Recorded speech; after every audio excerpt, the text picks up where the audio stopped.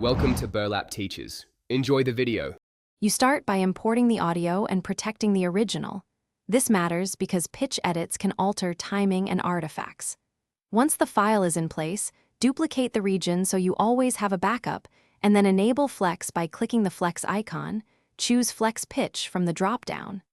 Make sure the track's sample rate and project tempo match your source. This prevents transient smearing. Now select the region and open the audio track editor to view detected notes and pitch markers. With Flex Pitch active, you can see each detected note and make precise adjustments. This is where you shape tuning and character.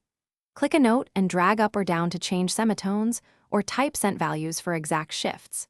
Use pitch drift to fix sliding issues and apply pitch quantize to snap notes to a scale. If the result sounds unnatural, toggle formant preservation, or for larger shifts, use the Pitch Shifter plugin to maintain vowel timbre. Make incremental changes and listen between edits. Finish by auditioning the full mix and rendering a bounce to ensure pitch changes sit correctly. Export at your target sample rate and bit depth. If you hear digital artifacts or warbling, reduce the pitch shift amount, re-enable formant control, or try the Pitch Shifter plugin's algorithm options. Also check Flex algorithm settings and try increasing analysis precision.